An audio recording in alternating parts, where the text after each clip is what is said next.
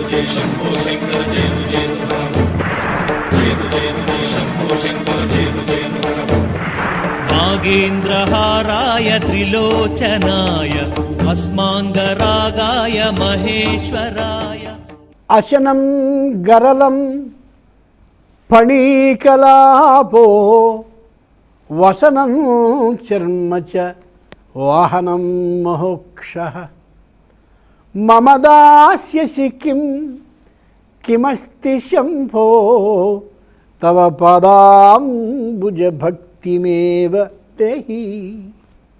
ఆదిశంకరుల వారు శంకరుణ్ణి చూశారు. ఆయన మహాద్భుతమైన గంభీర శ్లోకాలు ఎన్నో రాసిన ఆదిశంకరాచార్యుల వారు సరదాగా ఆట పట్టిద్దాం అని శంకరుణ్ణి ఆలోచించారు.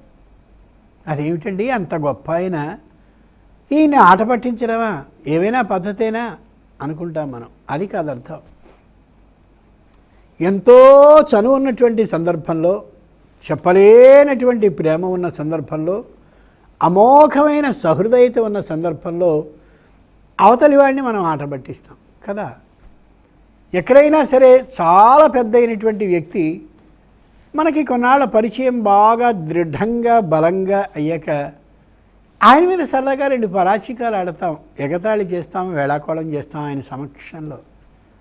ఆయన దాన్ని వేరు విధంగా తీసుకోడు, ఈయన మాటలకి సంతోషిస్తాడు, ఆయన రెండు మాటలు అంటాడు. అదో చక్కగా ఉండే ఆ వేళాకోళం విధానం. అంతటి చనువు ఆదిశంకరాచార్యుల వారికి శంకరుని విషయంలో ఉంది కాబట్టే ఆయన రూపాన్ని చూస్తూ ఈయన వేళాకోళం చేశారు. అశనంగరలం. ఎవరింటికైనా వెళితే భోజనం పెడతారు కదయ్యా శంకరయ్య. నీ ఇంటికి వచ్చాననుకో, నువ్వే విషాన్ని మింగి కూర్చున్నావు కదా, మేము వస్తే ఏం పెడతావు? ఇదిగోనయ్యా కొద్ది విషయం సిద్ధంగా ఉంది అంటావు అనుకో, మేము తినగలమా తాగగలమా? నీలాగా అశనంగరలం. కాబట్టి మాకు ఆ విషయం వద్దు, నీ ఇంటికి బాబో పొరపాటును కూడా రావు. ఫణీకలాపః.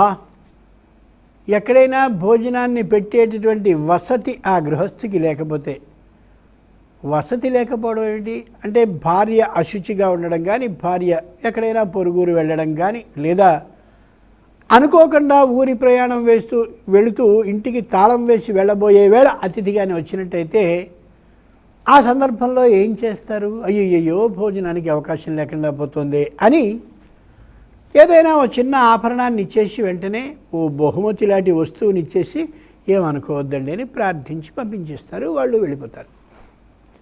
ఫణీకలాపః. పోనీ బొట్టు పెట్టి ఏదైనా నీకు ఇద్దామా, నీ భార్యకి ఇద్దామా అని ఆలోచిస్తే ఫణీకలాపః. నువ్వేం చేస్తావు? నీ భార్యతో బొట్టు పెట్టి మాకు మా భార్యలకు ఇప్పించేది, అలాగే నువ్వు కూడా ఇచ్చేది ఆభరణాలు నీ మెడ నిండా ఒంటి నిండా ఉన్న పాముల్లో ఓ పాముని. బాబు ఆ పాములు మాకెందుకు ఆ బహుమతులుగా, మేము స్వీకరించను, నువ్వు ఒంటి నిండా వేసుకుని నువ్వు ఆనందపడు, కానీ మాకు ఆ పాముని మాత్రం తగిలించు. ఫణీకలాపః. వసనో చర్మ చ. ఆభరణాలు అన్నిళ్లలోనూ అన్ని వేళలా సిద్ధంగా ఉంటాయా? బహుమతులు కూడా సిద్ధంగా ఉంటాయా? అలా లేనప్పుడు ఏం చేస్తారు? ఇంట్లో ఉన్నటువంటిది ఏదో వస్త్రాన్ని తీసుకొచ్చి ఆ వెంటనే వస్త్రాన్ని సమర్పిస్తారు. నీ ఇంట్లో ఉన్నటువంటి వస్త్రాన్ని నీ భార్య కుంకుమ బొట్టలా పెట్టి, ఇదిగోనమ్మా ఈ వస్త్రం చక్కగా కట్టుకో అని చెప్పి మామూలుగా ఇవ్వడానికి ఏమి ఇస్తుందని ఆలోచిస్తే వసనం చర్మ చ. నువ్వు పగటిపూట ఏనుగు చర్మాన్ని ధరిస్తావు, రాత్రిపూట వ్యాఘ్ర పులి చర్మాన్ని ధరిస్తావు. చచ్చేంత బరువు ఉంటాయి ఆ చర్మాలు రెండు. గజాజినం శోణిత బిందు వర్షిచ్చ. పైగా అప్పుడే తీసినటువంటి తోలు ఏ విధంగా అయితే చిన్న చిన్న రక్తపు బొట్టుని ఓడుస్తూ ఉంటుందో అలాంటి ఆ చర్మాన్ని కట్టుకోవడం నీకు బాగా ఇష్టం. అంత మందంగా, అంత బరువుగా, అంత లావుగా ఉన్నటువంటి ఆ రక్తపు బిందువులు ఓడుతున్నటువంటి చర్మాన్ని, అబ్బో ఇది మంచి బహుమతి నీకు ఇస్తున్నాను వస్త్రం అని కానీ అన్నట్టయితే మేము తట్టుకోగలమా? నీ దగ్గరకు వస్తే భోజనాన్ని విషంగా పెడతావా? విషమే భోజనం అని చెప్పి మాకు వడ్డిస్తావా? ఆభరణంగా పామునిస్తానంటావా? ఇదిగో వస్త్రంగానేమో బ్రహ్మాండమైనటువంటి గజ చర్మాన్ని లేదా పులి చర్మాన్ని అందిస్తానంటావా? వాహనం మహోక్ష. వచ్చినటువంటి అతిథులారా, పొరపాటు నేను ఏ విధమైన మర్యాద మీకు చేయలేకపోతున్నాను కాబట్టి ఇదిగో మిమ్మల్ని అక్కడి దాకా సాగనంపుతాను అని నీ వాహనమైనటువంటి మహా ఉక్ష, పెద్ద ఎద్దు, అంటే చాలా వయసున్న ముసలి ఎద్దు ఒకటి ఉందే, అడుగులో అడుగేసుకుని పెళ్లి కూతురులా నడుస్తుంది, ఆ ఎద్దు మీద మమ్మల్ని పంపిస్తావా? తొందరగా ప్రయాణం చేయవలసిన అవసరం ఉన్నటువంటి మేము ఈ ఎద్దు మీద ఎప్పటికి వెళ్ళేది? మమదాస్య సిక్కిం. అసలు మాట అడుగుతాను, నాకేమిద్దాం అనుకుంటున్నావు? కిమస్తి శంభో. అయినా నీ దగ్గర ఇవ్వడానికి ఏముందిలే. ఇంత మాట అన్నారు. నువ్వు ఏమిస్తావు? నువ్వు ఇవ్వడానికి ఏముంది? తవ పాదాంబుజ భక్తిమేవ దేహి. ఇదంతా 3 పాదాల్లో రాసి, బాబు పొరపాటైంది, నీ పాదాంబుజాలు ఏ పాదపద్మాలు అయితే ఉన్నాయో పాదపద్మాల ఎడ భక్తిని నాకు ఇవేయ చాలు, అంతకంటే ఏమొద్దు అన్నారు. ఈ 4వ పాదం ద్వారా మిగిలిన 3 పాదాల్లోని ఆ విశేష అర్థమేమిటో మనకి స్పష్టంగా తెలుస్తుంది. వ్రాసినటువంటిది శంకర ఆచార్యుల వారు.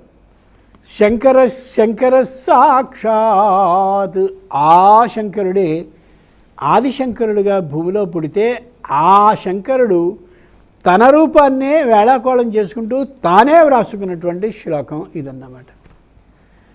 కాబట్టి ఈ శంకర శ్లోకాన్ని చదువుకుంటూ స్వయంగా శంకరుడు తన మీదే కవిత్వాన్ని చెప్పుకుని తనని తానే వేళాకోళం చేసుకుంటూ మనకి చెప్తున్నాడని అర్థం చేసుకోగలిగిన రోజున నిజమైన శంకరుని యొక్క లక్షణం మనకి తెలుస్తుంది. శంకరుడు చెప్పిన శ్లోకాన్ని తన గురించి మనం చదువుకుంటున్నాం అని అర్థం చేసుకున్న రోజున ఒళ్ళొక్కసారి ఓ తెలియని గగుర్పాటుకి గురి అవుతుంది. అశనాగరలం. ఇప్పుడు దీనిలో అర్థానికి వద్దాం. ఏమిటయ్యా విషయం అలా మింగి కూర్చున్నావు? ఇది మొదటి మాట కదా. అశనాగరలం. ఆయన తినడానికి తిండి లేదా? ఎందుకని విషయాన్ని తిన్నాడు? ఇక్కడ రహస్యం. పాల సముద్రాన్ని చిలకాలి అని దేవతలు దానవులు 2 పక్షాల నిలబడి చిలకడం ప్రారంభించారు. ఆ ప్రారంభించడానికి ముందు కావలసినంత తంతు జరిగింది, తతంగం జరిగింది. అది మరోసారి, అది ఇక్కడ అవసరం లేదు. అలా జరిగినటువంటి సందర్భంలో హాలాహలం అనే పేరు కలిగిన భయంకరమైన విషం వచ్చింది. మామూలు కాదు విషం. ఆ విషం కూడా వేడిగా పొగలతో రావడం ప్రారంభించింది. విషం చెప్పలేనటువంటి వేడి వేడి వేడి వేడి పొగలతో మొత్తం వచ్చేస్తుంది. ఆ పొగలకి ఉక్కిరి బిక్కిరి అయిపోతున్నారు దేవతా సమూహం అంతా కూడా. పాల సముద్రపు ఒడ్డున నిలబడ్డటువంటి వాళ్ళు దేవతలు అయినప్పటికీ కూడా 3 దశాహ అంటే 3 పదులు 30 సంవత్సరాల వయసు కలిగినటువంటి వాళ్ళు అయినా కూడా వాళ్ళు పరిగెత్తిపోవడం ప్రారంభించారు. అందరూ పరిగెత్తుకుపోతే ఒక్కడే మిగిలాడు, శంకరుడు మాత్రమే. ఆ చిత్రాన్ని చూస్తూ దగ్గరకు వచ్చేస్తోంది ఆ విషయం. విపరీతంగా వృద్ధి పొందుతూ అలా పొగలు సెగలు గమ్ముతూ వస్తుంది. పొగలు సెగలు గమ్మడం అనే మాట ఇదిగో ఈ హాలహలం అనే విషయం దగ్గర ప్రారంభమైంది. వస్తూ ఉంటే పార్వతీదేవి చూసింది. మృంగడివాడు విపుండని మృంగడిది యుగరళమనియు మేరని ప్రజకు మృంగుమనే సర్వమంగళ మంగళ సూత్రంబునంత మది నమ్మినదో మృంగడివాడు విభుండని. ఈ విషాన్ని కానీ స్వీకరించకపోయినట్టయితే ఎవరో ఒకరు ఆ విషం అగ్ని రూపంగా అలా లోకాలన్నింటినీ అలా మీదికి వ్యాప్తి చెందుతూ వెళితే 14 భవనాలు నాశనం అయిపోతాయి. సముద్రాన్ని తరిచి ఏం ప్రయోజనాన్ని సాధించారు అని కానీ అడిగినట్టయితే 14 భవనాలని తగలబెట్టాం అని అర్థం చేసుకోవాల్సి వస్తుంది. అదిగో విష్ణువు సహాయపడితే అయింది ఇదంతా కూడా. ఆ విష్ణువుకి చెడ్డ పేరు వస్తుంది. చాలా తప్పు చేసిన వాళ్ళం అవుతాం. అంచేత ఇలా ఉండకూడదు అని ఆలోచించిన సర్వమంగళ సర్వేషాం మంగళారూప. ప్రపంచంలో ఉండే అన్ని జీవరాశులకి 84 లక్షల జీవరాశులు 14 భువనాల్లో ఒక్కొక్క 84 లక్షలు ఎందరున్నారో అందరికీ కూడా సర్వ మంగళ, అందరికీ మంగళాన్ని శుభాన్ని కలిగించాలనే ఆలోచన కలిగిన ఆ తల్లి మృంగడివాడు విపుండని, దాన్ని మింగగలిగిన శక్తి ఉన్నవాడు ఎవరు అని ఆవిడ ఆలోచించింది. మృంగడివాడు అంటే తాగుతూ ఉండగా ఇవిడు చెప్పరా, ఈ విషాన్ని తాగి లోకాన్ని రక్షించగలిగిన శక్తివంతుడు ఎవరని ఆవిడ ఆలోచించింది. విభుండని, విభు అంటే సమర్థ అని అర్థం. నా భర్త సమర్థుడు అని ఆవిడగా గమనించగలిగింది. మృంగిడివాడు విపుండని, మరెవరైనా సమర్థుడైతే వాళ్ళకి అప్పచెబుదామనే ఊహ ఆవిడికి లేదు. లోకంలో పద్ధతి ఉంటుంది, అదిగోనండి అక్కడ ఏదో వచ్చింది మీ ఆయన్ని పంపిస్తారా, మీ భర్త ఉన్నాడుగా, అలా ఉంటుంది ఇక్కడ వ్యవహారం. కానీ అమ్మవారి విషయం అది కాదు. నేను నా భర్తని పంపిస్తాను. సూచనల్ని సలహాలని ఇచ్చే విధానం ప్రాచీన కాలంలో ఉండదు. చేస్తే తాము చేయడం, లేకపోతే ఊరుకోవడమే తప్ప ఈ పనిని ఫలాని వారు చేయగలరు అని చెప్పి వాడిని ఆ రంగంలోకి దించి వీళ్ళు జాగ్రత్తగా ఉండడం, ఆ అసహ్యకరమైన కుత్సిత విధానం ప్రాచీనంలో లేదు. మృంగడివాడు విపుండని, తన భర్తనే పంపించాలి సమర్థుడు అని నిశ్చయించింది. మృంగడిదియు గరళమనియు, పోనీ ఆ మింగబడేటటువంటి పదార్థం ఏదో ఆవిడికి తెలియకలేదు. స్పష్టంగా గరళము, విపరీతమైనటువంటి అగ్నితో సెగలతో అలా కనిపించేటటువంటి గరళం, ప్రాణ అపాయకరమైనటువంటిది అది. గరం లాతీతి గరళహ, ప్రాణాన్ని తీసేది ఏదో అది గరళం. అంచేత అంతటి దారుణమైన మృత్యువుని తెచ్చేటటువంటిది. లాతి ప్రాపయతి మృత్యుం ప్రాపయతి, మృత్యువుని తెచ్చేటటువంటిదని తెలిసి కూడా మేలని ప్రజకు, ప్రజ అంటే మనుష్యులని అర్థం కాదు, ప్రజ, జ అంటే జనీ ప్రాదుర్భావే, పుట్టిన అందరూ కూడా 84 లక్షల జీవరాశులు పుట్టినవే.